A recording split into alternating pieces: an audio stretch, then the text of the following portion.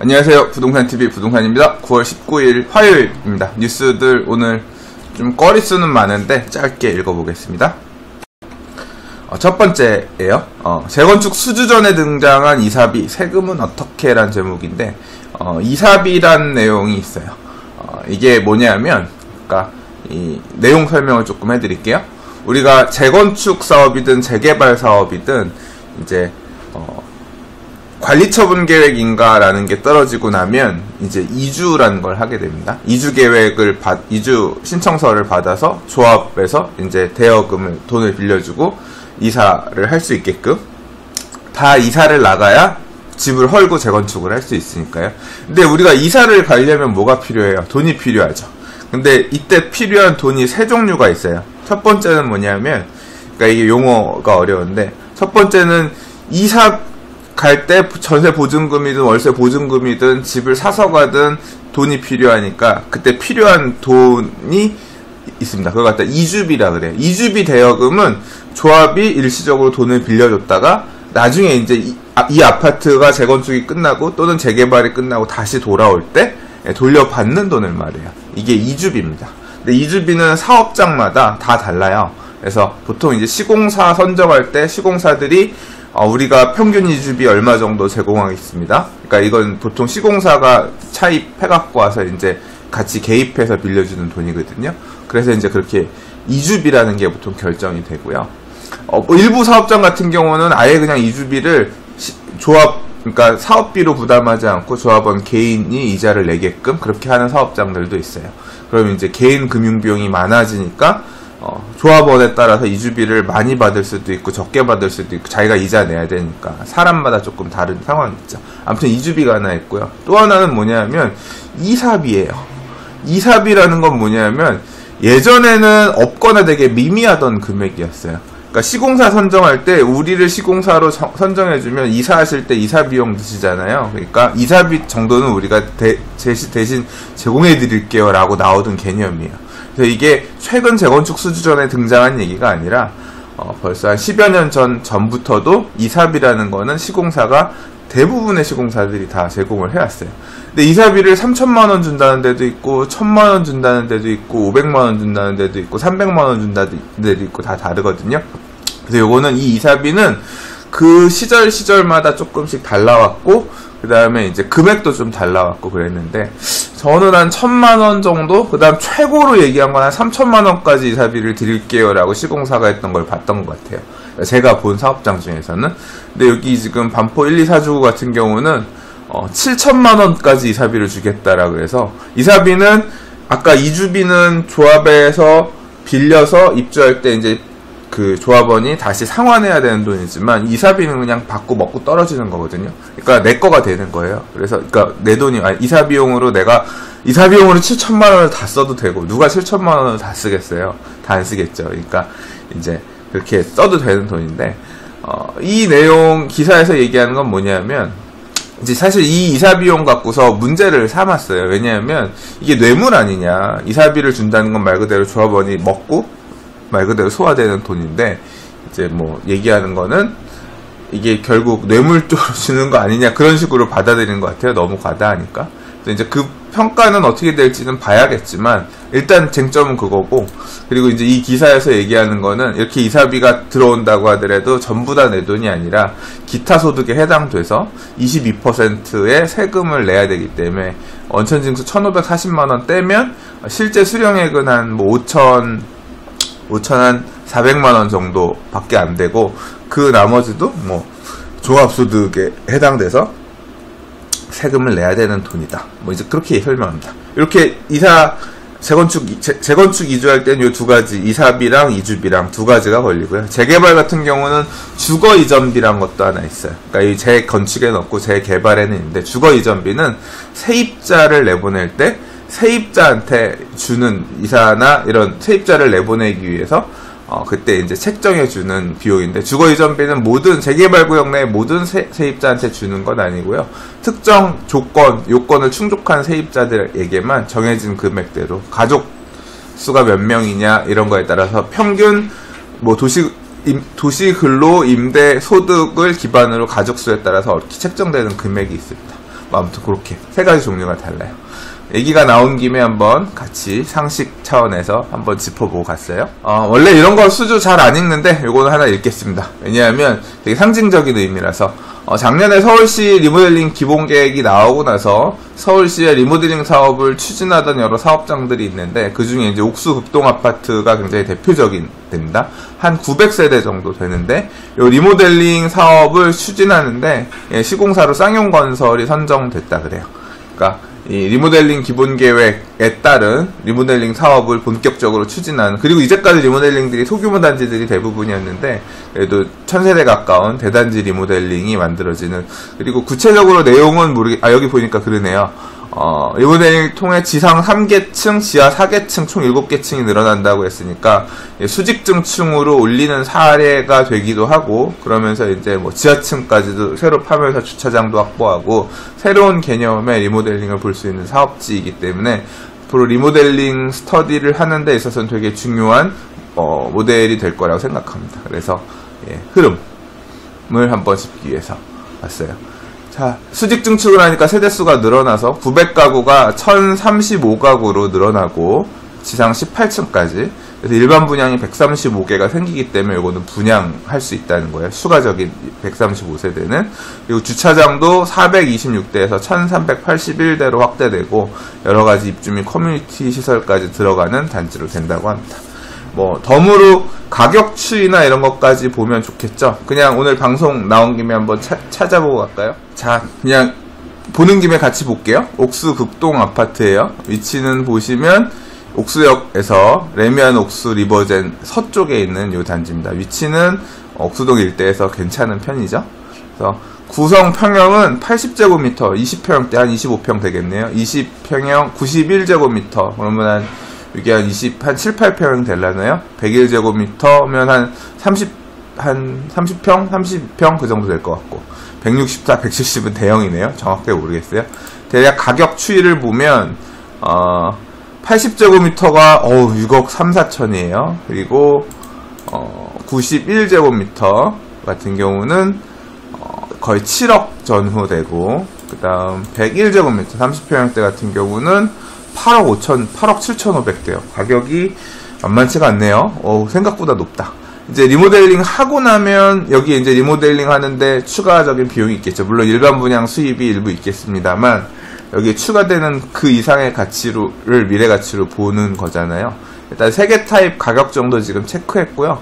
뭐 사업 추진 추이를 보면서 앞으로 나중에 기회가 되면 한번 좀 보도록 할게요. 제가 요 지금 매매 가격 흐름 같은 경우는 유튜브 영상에 조금 남겨둘게요. 자, 보행교 전망대 50년 만에 새 옷 입은 세운상가라는 제목인데요.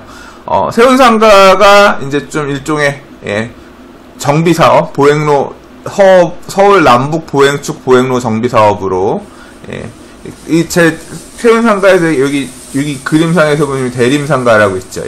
여기 게임기 주로 팔거든요. 그래서 여기 삼덕사라고 조이스틱 레버랑 버튼 파는 데 있는데 종종 갑니다. 물건 사러. 제 개인적으로 쓸 것들 뭐 이런 것들 사러 가는데 갈 때마다 공사하는 거 맨날 봐왔거든요. 근데 이제 공사를 다 마치고 지금 복원 3년.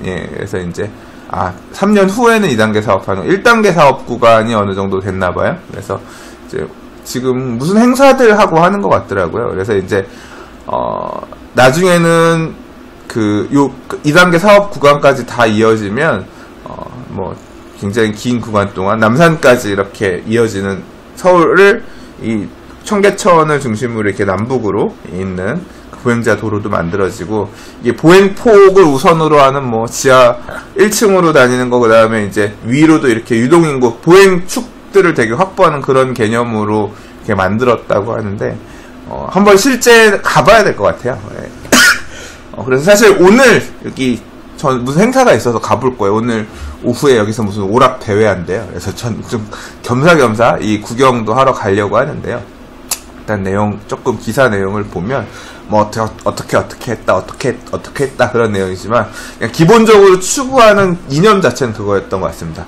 그러니까 사람들이 안 오고 이 지역을 오가는 사람들이 너무 이제 좀 연세 있으신 분들이나 이 이런 과거 구산업이라고 해야 될까요? 이제 그런 관계되어 있는 분들 정도만 움직이니까 조금 생동력이 떨어지죠. 그래서 이제 좀 젊은 층들이나 여러 사람들이 보행로로 좀 유입하기 쉽게끔, 사람이 오기 좋게끔, 사람이 걸어 다니게끔 일종의 명물을 만들기 위해서 좀 노력을 한 것 같고, 예, 그래서 과거 이게 막 되게 침체되어 있던 때에 비해서는 기사 보니까 옛날에 한 100만원 3층 이런데 월세 100만원 하던 게 한 30만원까지 빠졌다가 이제 요거 하고 하면서 조금 뭐 올라서 뭐 한 50만원 뭐 월세가 조금 올라갔나 봐요. 그래서 한편으로 이렇게 월세 올라가는 것들, 막상 사람들은 다니는데 상인들은 뭔가 물건을 팔고 어떤 수익이 발생해야지 영업을 할 수가 있는 건데, 이제 그런 부분까지 이어지지 않으면 괜히 세만 올라가고 우린 너무 힘들 수 있다. 뭐 그런 상인들의 목소리도 기사에선 얘기하고 있고,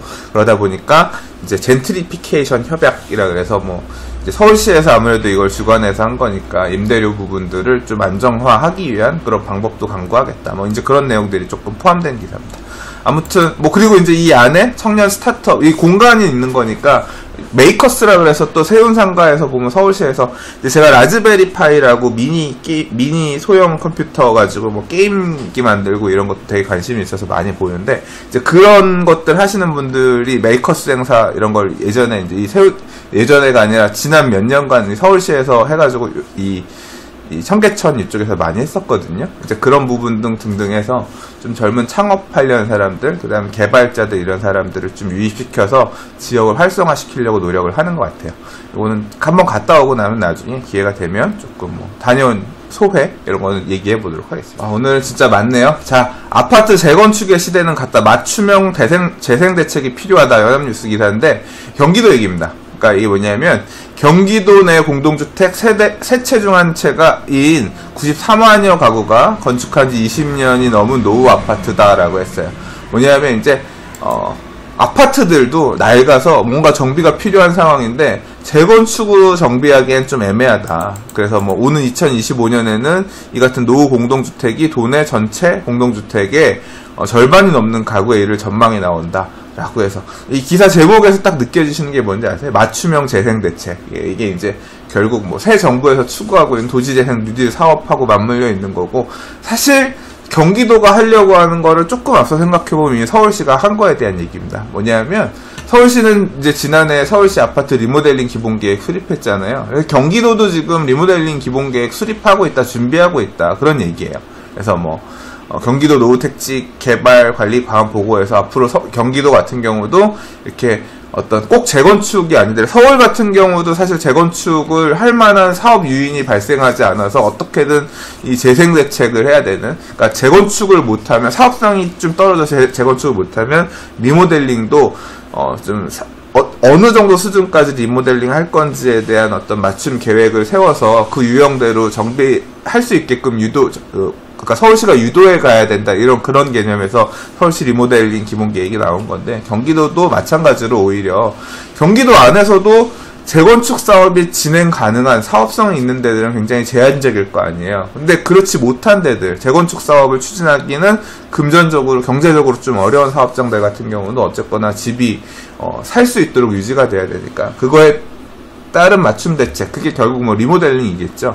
그거에 대한 대책 마련이 시급하다. 수명 연장이 결국 리모델링일 거 아니에요. 그래서 이제 그 필요성에 대해서 언급하고 있다. 그래서 서울시가 아마 큰 흐름, 아까 좀 전에 우리가 읽었던 이 쌍용 옥수 극속 아파트 리모델링을 수주한 게 하나의 지금 이슈였지만 점차 이런 흐름 자체는 경기도권 아파트들로 올라갈 겁니다. 그래서 오늘 같이 두 꼭지가 나왔길래 한번 겸사겸사 읽어봤어요. 그리고 이제 지금 이번 주 청약하고 그 다음에 한동안 뭐 분양 물량이 조금 없다. 이제 10월달 가서 추석 지나고 나서 본격적으로 이제 분양들이 될 것 같은데, 올 10월달 분양하는 물량들 중에서 어떻게 보면 최대어라고 할 수 있는 단지입니다. 고덕 3단지, 고덕 아르테온이 10월 분양한다고 하고, 현대건설이랑 대림산업이 아마 시공사, 그쵸, 4,000세대가 넘어요. 4,066세대, 그렇죠. 일반 분양은 1,400개 정도 나오고, 작년도 이맘때 분양했던 고덕 그라시움이 바로 맞은편이죠. 이 지도상에서 보시면 이쪽, 고덕 그라시움 바로 남쪽에 있는 4,066세대. 이 밑에 고덕 센트럴 아이파크는 올해 분양했고요. 그 다음에 이제 남아있는 고덕 6단지, 여기가 이제 GS건설, 예, 자이가 아마 분양 이제 마지막으로 남아있는 데고, 고덕 4단지는 이제 입주하죠. 그래서, 이제 고덕숲 아이파크인데, 그 다음에 요 밑에 고덕 7단지가 올해 분양했고, 고덕 택지지구 안에 이제 메인 블럭들의 정비가 아무튼 다 끝나는데요. 예, 올 하반기에 분양하는 물량 중에선 그래도 한 1,400개 정도 되니까 물량도 있고, 되게 관심 갖고, 예, 눈여겨보시는 분들이 많이 계실 것 같아요. 10월달에 분양한다고 하고, 이거랑, 또 몇 개 더 있죠? 예, 10월달에 분양하는 단지들. 뭐, 레미안, 가즈일타운 5구역도 분양하고, 분양하는 단지들 많이 있는데, 지난번에 제가 부동산 뉴스 읽으면서 올가을부터 하반기, 내년 상반기 분양할 단지들 쭉 한번 짚어봤던 게 있는데, 자, 제가 찾아봤습니다. 보시면 9월 6일자예요. 9월 6일자 분양가 상한자 사정권에 해당되는 12개 구는 제목이란 걸로 올렸는데, 여기에 보면 올 하반기, 내년 상반기 분양 예정 물량이라 그래서, 제가 중간에 보면, 예, 이제 몇 번째 기사야? 예, 여기 지금, 예, 중간 정도, 한 12분 정도 되면, 예, 요 물량에서 분양하는 단지들 쭉 설명해 놨으니까요. 예, 요 클립을 한번 보시면 앞으로 분양 나올 때들이 어디가 있겠구나 조금 정리가 되실 겁니다. 9월 6일자, 예, 뉴스 보시면 될 거예요. 그리고 부동산 대책 중에서 이제 계속 언급되는 거, 신문 기사만 보더라도 맨날 나오는 게 있어요. 뭐냐면, 뭐, 보유세 올리면 한 방에 부동산 가격 잡을 텐데, 이런 얘기들이 계속 나오는데, 뭐, 제 의견은 보유세 올린다고 부동산 가격이 잡히지는 않을 거다. 오히려 정부가 이 카드를 쉽게 쓰지 못하는 이유는, 그냥 이거 제 의견이에요. 이게 보유세를 올리게 되면 결국 그 보유세 전가가, 조세 전가가 세입자한테 내려가면서 월세든 전세든 올라가는 게 정부는 되게 부담스러워서 쉽게 못 꺼낼 거고, 그 다음에 한편으로는 보유세가 올리게 되면 다 올라가는 효과들이 있을 수 있기 때문에 결국 집값이 오르지 못한 동네들, 집값이 오른 동네 주민들이야 뭐 집값 올랐으니까 그래 세금 조금 매년 내야 되는 세금 더 낼 수 있다 생각하지만, 이제 그러지 못한, 집값도 안 올랐는데 세금만 올라가네, 이렇게 상대적으로 소외된 사람들은 되게 사회에 대한 불만으로 나타날 수가 있어서 정부가 이 보유세 인상하는 카드에 대해서는 굉장히 부담스러울 수밖에 없을 거다라는 식으로 저는 얘기를 한 적이 있어요. 근데 이제 요 기사는 뭐냐면, 근데 그럼에도 불구하고 사실 저도 보유세 인상 카드는 충분히 쓸 수 있다고 생각하거든요. 정부가 부담스러워하긴 하지만 집값을 잡기 위해서 뭔 수든 쓰려고 지금 하고 있는 상황이기 때문에, 이런 부분이 어쨌거나 시장에 집값 이제 보유세 올려서 집을 여러 개 부담스럽게 하고 집을 갖는 것에 대해서 부담스럽게 하겠다 엄포를 주면 집을 살려고 하는 사람들을 확실히 좀 못 사게끔 하는 효과는 있을 테니까 쓸 수도 있다고 생각해요. 특히 이제 뭐 어저께 뉴스 오늘 좀 잠깐 읽어보려다 안 읽었는데, 뭐 신혼부부가 대출이 줄어들어서 집 사기가 너무 힘들어졌다, 너무한 거 아니냐, 그거에 대해서도 정부에 누가 그랬다 그러잖아요. 이 집값 급등을 잡는 게 우선이다. 신혼부부가 집을 사는 게 우선이 아니라 우리 입장에선 집값이 급등하는 걸 막는 게 우선이기 때문에, 뭐 뉘앙스는 그런 거잖아요. 일부의 어떤 피해는 하더라도 이제 그런 어떤 취지를 이어가겠다, 이런 논조를 읽히는데, 같은 맥락에서 저는 보유세 인상도 할 수 있다고 생각을 했어요. 했는데 이제 보니까 요 얘기를 보니까 그럴 수도 있겠다고 생각이 드는 게, 지금 당장은 아니고 이제 내년에 지자체장 선거들, 지방선거가 있잖아요. 그래서 요 지방선거 이후에 보유세 인상 카드를 꺼낼 수 있겠다. 왜냐하면 이게 지방선거 이전에 이제 보유세를 올리는 부분에 대한 거를 이제 여당에서 공론화해서 흐름을 하면 선거에서 좀 어떤 악재를 작용할 수 있으니까, 막상 카드를 쓰더라도 내년 지방선거는 끝나고 나서 어느 정도 좀, 지금 이제 여당이면서 지방선거까지도 좀 확실히 자리 잡은 상황에서 뭐 좀 한번 일단 선거하면 4년은 가는 거잖아요, 지방선거도. 그래서 그렇게 될 가능성이 있어 보인다라는 얘기인데, 예. 그리고 이제 그것에 대한 얘기예요. 네. 결국은 인상하지 않겠냐라고 하는 건데, 네, 아무튼 뭐 감안하셔서 앞으로 추후 항상 제가 얘기하지만 부동산 시장 정책 이런 것들은 결국 시장의 어떤 움직임을 보고 정책은 만들어질 수밖에 없는 거고, 말도 안 돼! 라고 하면 안 되고, 말도 안 되는 건 없어요. 말은 안 될 것 같아도 그건 내 생각인 거고, 그런 시장 변화 흐름에 따라서 내가 보폭을 맞춰서 잘 대응하는 수밖에 없습니다. 누가 대신 억울해 해주지도 않아요. 억울해 준다고 해서 되는 것도 없고, 예, 잘 신중하게 판단하시기 바래요. 빨리빨리 막 읽고 있어요. 자, 26일부터 투기과열지구서 3억 이상 집사할 때 편법 증여 막힌다 그랬는데, 제목을 이렇게 쓰면 이제 이걸 풀어서 써놓은 거고, 파리 부동산 대책에 나왔던 내용 중에 이제 부동산 실거래가 신고, 지금은 부동산 실거래가 신고를 해야 되는 게 부동산 거래 신고 의무가 되어 있어요. 그래서 제가 파리 대책 설명할 때 다 얘기했습니다. 중개업자가 중개를 하면 부동산 중개업자가 신고를 해야 되는 의무가 있고, 그냥 중개업자 없이 매도인 매수인 쌍방 간에 거래했을 경우에 매도인 매수인 모두에게 부동산 거래 신고를 해야 되는 의무가 있어요. 이게 이제 부동산 거래 신고에 관한 법률인가 아마 이름이 그럴 거예요. 근데 여기 있네. 부동산 거래 신고 등에 관한 법률. 예. 이 법률을 파리 대책에서 개정한다 그랬어요. 어떻게? 투기과열지구 안에 있는 3억 이상의 집을 매매할 때는 이제 자금이랑 입주할 건지 어쩔 건지에 대해서 이제 기록하도록 하게끔 한다 그랬거든요. 그래서 그 양식이 아마 추가가 될 거다 해서 어떻게 추가가 될지 싶었는데, 이제 오늘 그 기사가 나온 거예요. 이게 9월 26일, 빠르면 9월 26일 이번 달이에요. 이번 달 안에 통과가 돼서 바로 시행이 될 것 같아요. 그래서 이제 시행되고 나서는 거래할 때 이런 내용이, 그러니까 투기과열지구는 서울 전역입니다. 서울 전역에 있는 부동산 거래할 때 이번에 이제 9.5 대책에 따라서 그 분당, 그러니까 분당 쪽도, 분당 판교도 투기과열지구 지정이 됐죠. 대구 수성도 지정이 됐고, 이제 그런 데서 3억 이상 주택 매매할 때는 이 자금 조달 및 입주 계획서를 함께 제출해야 되는데, 그 내용은 뭐냐?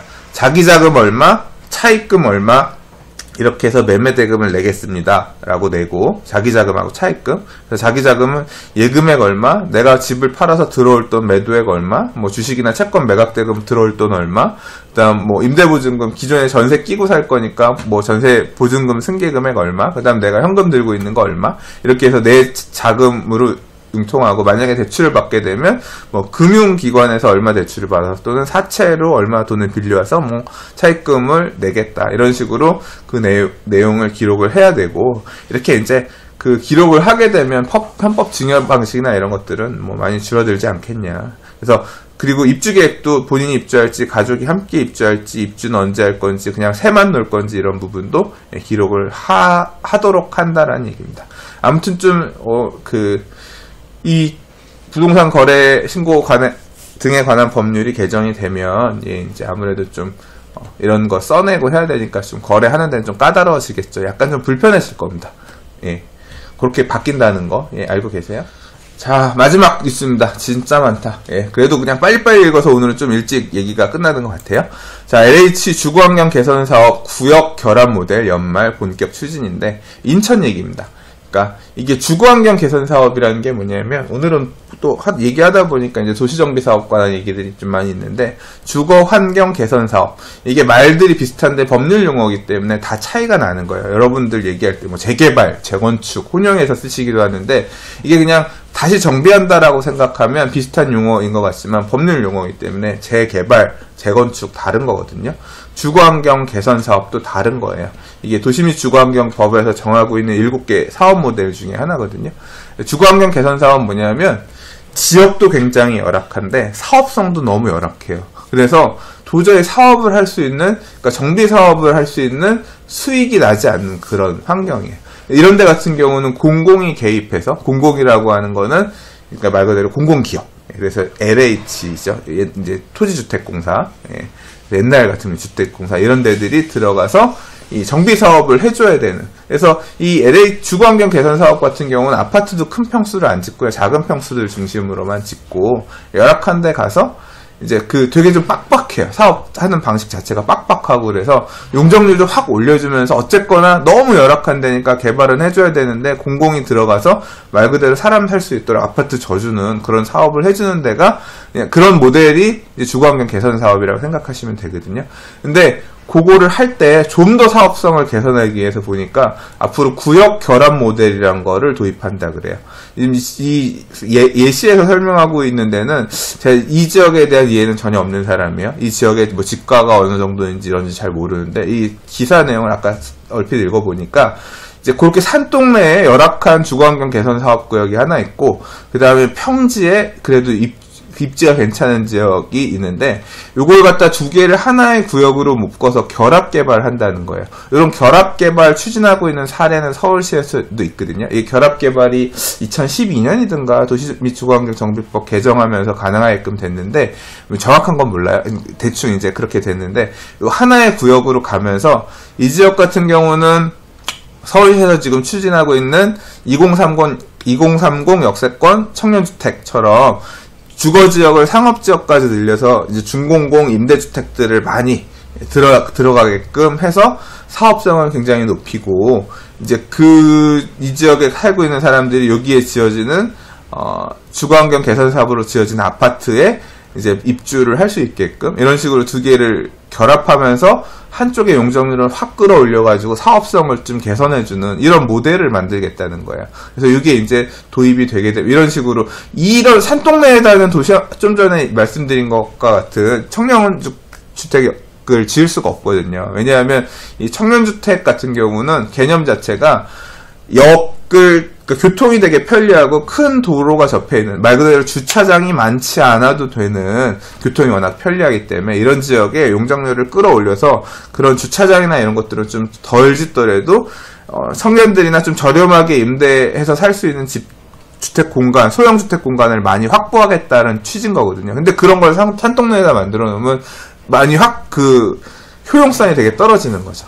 행복주택이랑 되게 비슷한 개념이에요. 행복주택도 처음에 도입할 때는 철도용지, 말 그대로 주차가 필요 없는, 기차가 밑에 오가서 바로 내려가면 지하철로 움직일 수 있는 교통이 편리한 철도용지에다가 그 청년들이 필요로 한 임대주택을 짓겠다, 이제 이런 개념에서 출발했던 거라서 이제 그런 비슷한 개념인 거죠. 공공임대주택은 아니지만 민간 임대주택이지만 준공공형 성격을 띠게끔. 그래서 그 결합개발 모델을 만들어서 이제 좀 해보겠다라는 거예요.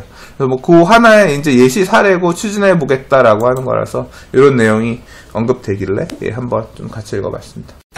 자, 오늘은 막 마음이 급해가지고 얘기가 막 정신없이 나갔네요. 이제 저 빨리 영상 찍고 좀 오전 업무 좀 보고 이따가 또 청계천 바로 나가봐야 될 것 같아서 오늘은 좀 외부에서 많은 일들을 봐야 될 것 같습니다. 오늘도 뉴스 봐주셔서 감사하고요. 정신 없는 내용이었다고 하더라도 조금 양해 부탁드리겠습니다. 도움 되셨다면 구독하기 또는 좋아요 꼭 눌러주시기 부탁드리겠고요. 또 다른 좀 게스트분들 좀 모시고 방송해달라는 요청이 많이 있어서 게스트 섭외를 좀 하는데 공을 좀 드려보도록 하겠습니다. 감사합니다. 부동산이었습니다.